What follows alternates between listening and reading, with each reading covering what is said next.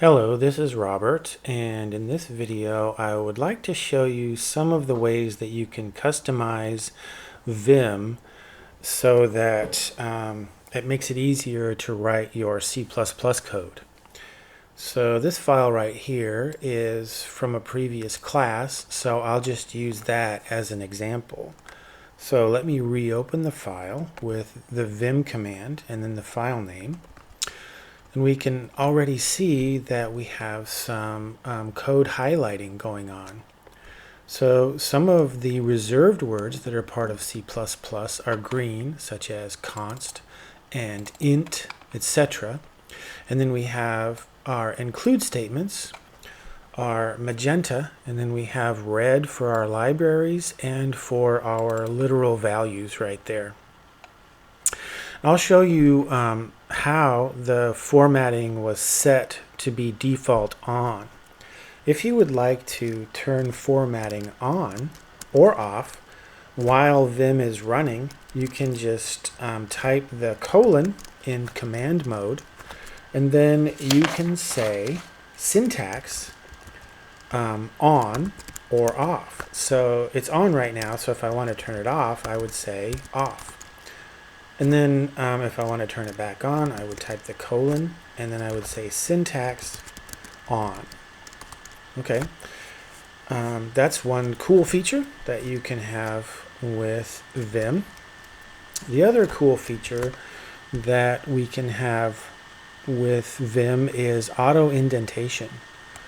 So let's go ahead and type, let's go into insert mode at the top of main, and then I'll just type return, and you can see that the next line was auto indented. Okay, so let's go back to command mode, and then I'm going to scroll down a little bit, and then I'm going to add a new block right here. So right after we ask the person for their name and store it into temp string, let's find out if their name is Alice. So let's go into insert mode, and I'm going to type return, and it was auto indented for me. And then I'm going to just say if, and then since this is a C string, I can't do direct comparison. I have to use string compare. So strcmp, and then I'm going to type temp string and the literal string Alice. And if those two strings are equal, then I'm going to get a 0 for that. So watch what happens when I type the open curly brace and type return. It auto indents a little bit more. So then let me just put a simple cout statement here. So hello Alice, and then a new line, and then watch what happens when I type the closing curly brace. It automatically lines it up with the if statement. So auto indentation is a really cool feature, and I'll show you how that was automatically set when we take a look at the .vimrc file. Okay, so let's go back to command mode, and let's say that we would like to indent a particular line a little bit farther to the right. What we can do is we can type the right angled bracket twice, and then that will indent to the right. And then I can do shift comma, which would be indent back to the left, or undent, I guess. Okay, so that's a cool feature. And then there's one more thing about indentation that I would like to show you. Sometimes when you've been working on your code, the indentation gets a little messed up. So let's go ahead and we'll mess up our indentation. And so this file would be hard to read, right? So let's go ahead and indent or unindent our new block that we created right here. And okay, so let's say that we've been working on our code for a few hours, and now the indentation is all mixed up. Well, we don't have to indent every single line one by one, or fix every single line one by one. All we have to do is use the auto indent feature. So I'm going to type Shift V or capital V to go into visual mode, and then I can select all of the lines of code that I want to auto indent. And now all I have to do is type the equal sign, and then the indentation will fix itself like that. Another interesting feature that we can have with Vim is we often have blocks of code that start with an open curly brace and a closing curly brace, and it's highlighting the closing curly brace for me automatically. If I want to jump to the closing curly brace, all I have to do is type the % and then it jumps to that closing curly brace. If I want to jump back to the top, I can type the % one more time and it jumps right back. This works for all of the containers, I guess, the square brackets, the curly braces, the parentheses. So this one is a square bracket, so if I do the % one more time, it jumps to the closing %. And this is really cool when we have nested %. First of all, it's highlighting it, and then if I type the %, it'll jump to the beginning of it. And then over here, I can type the % to jump to its matching one. So this one is kind of cool. Like, let's say we have a mistake, and so we want to know if it has a matching closing parenthesis.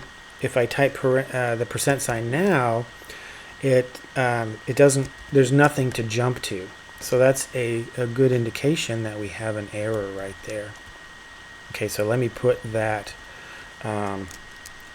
closing parenthesis back. So now we have a matching set. All right, let's take a look at the next interesting feature that we can have with Vim, and that is line numbers. So if I'd like to turn on line numbers, I can type the colon in command mode and I can say set number. And now I have line numbers over there on the left.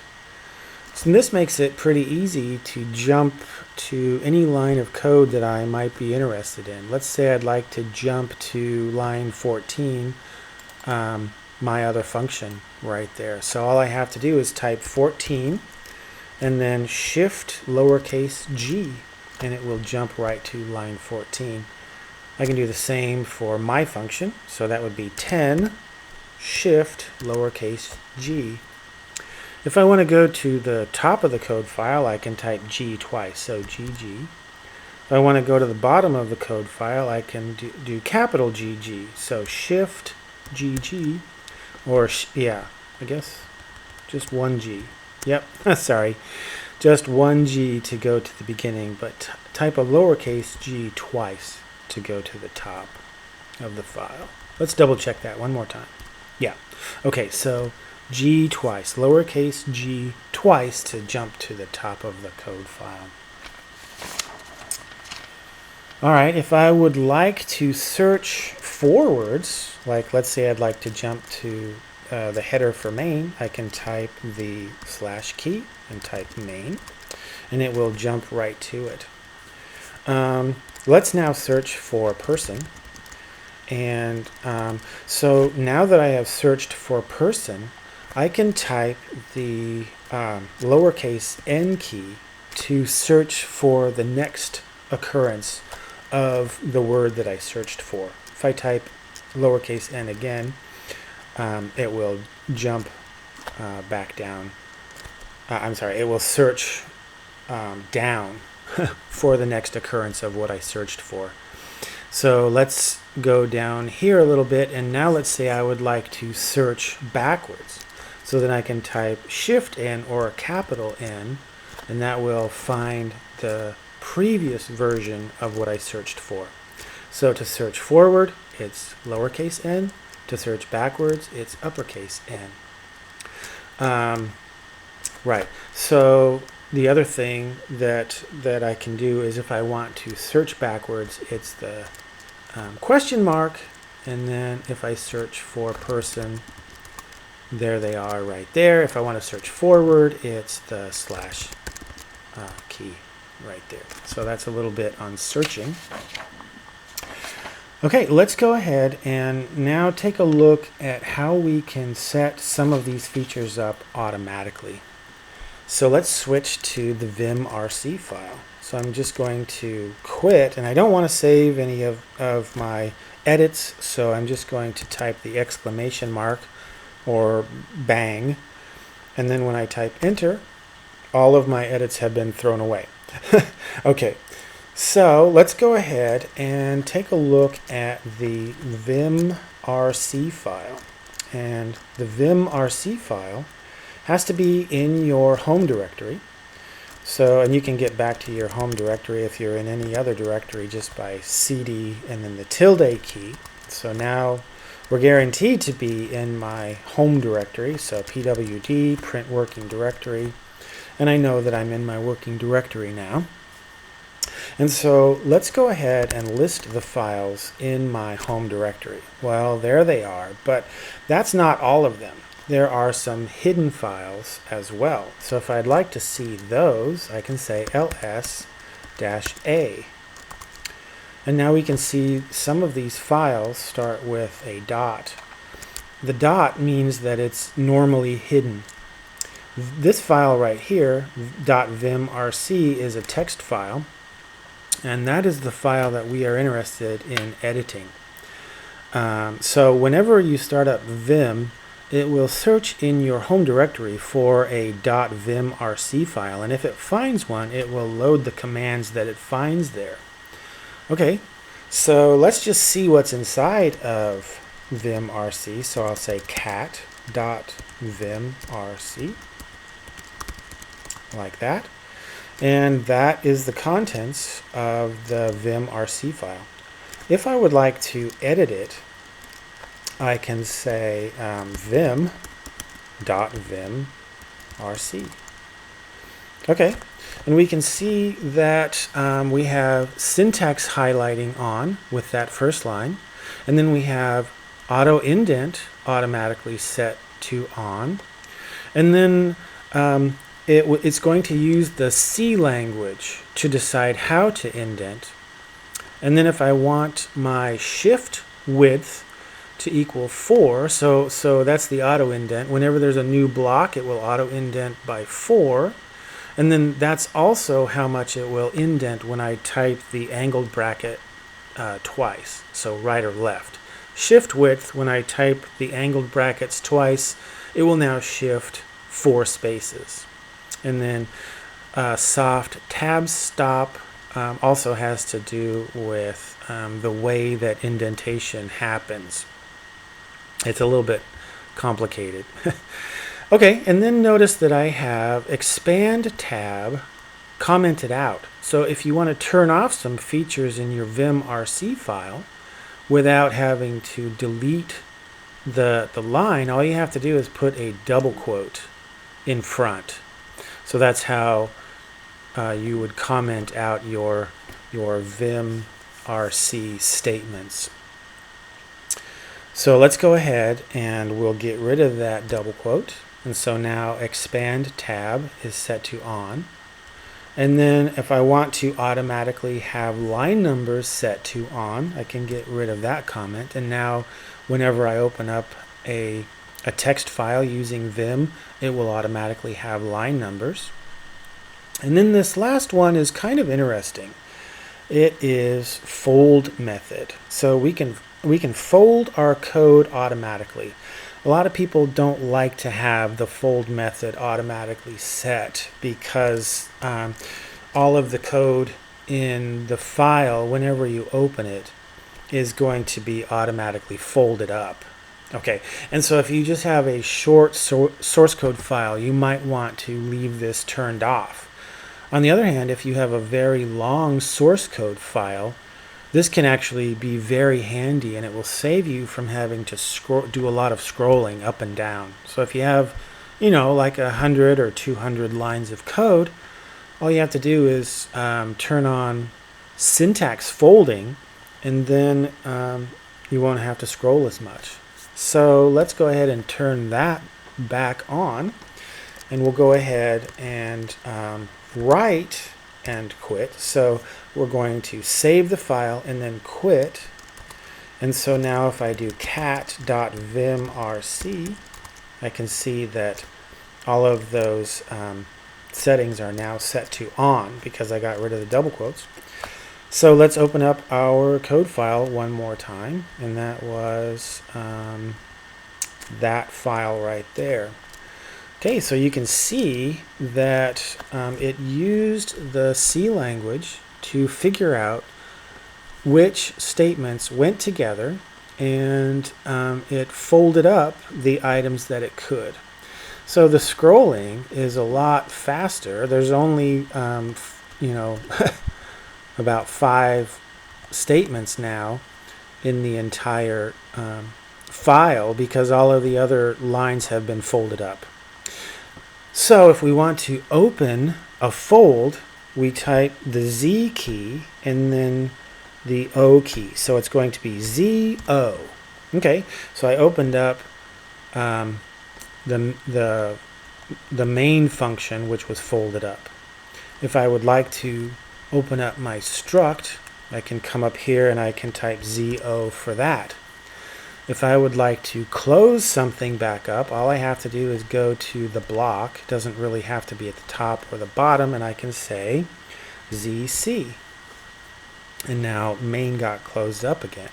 So I can go back up to the struct and I can say ZC here as well. So this might save you a lot of scrolling if you have a lengthy source code file. It's kind of an interesting feature. And it allows you to work on only the code that you're interested in and hide the code that you're not interested in. Okay, so that is code folding. Okay, so there's only one more thing that I would like to show you in this video, and that is how to work on multiple files at the same time. In another video, I showed you how to open up multiple terminal windows so that you can switch back and forth, and that comes in really handy when you are coding and building, right? So you can open up one window to write your code in Vim, and then you can switch to the other terminal to recompile after you've made a change. It's kind of a pain to have to quit Vim, recompile, open up Vim again, etc. So if you just open up 2 terminal windows, you don't have to close Vim in order to recompile your code.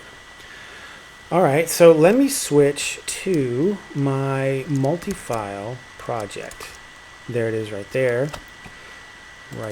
So this is the directory that contains my multi-file project. So I'm going to cd multi-file project. I can just type the asterisk right there if I'm lazy because there's no other directory with that name. So now let's go ahead and list the files in this directory. Let's say I would like to edit function1.cpp and function2.cpp at the same time. What I can do is I can say, or I can give them the $O flag right there. And then I can say, I can list the files that I want to open. So function1.cpp and function2.cpp. Since I typed O, it listed the files vertically. So I can edit the file on the left just by working with the file on the left. So I'll open up the function right there. Now let's say I'd like to switch to the file on the right. In order to switch, you type the control key and then W twice. So control W and then lift up on the control key and then type W again. So control W, W. Okay, and then to switch back, so let's just open up this function right there. To switch back to the file on the left, it's control W and then W. So now I can switch back and forth between basically as many files as I want. I prefer, so let's go ahead and quit these 2 text files or source code files. I prefer vertical, but if you want to have horizontal layout, you can do lowercase o. So it's almost exactly the same, just type lowercase o like that, and then they are aligned horizontally. And it's the same procedure to switch back and forth. Control W, W to switch to the file on the bottom. Control W, W to switch back to the one on the top. Okay, so I hope that was interesting and useful information for you. And thanks a lot.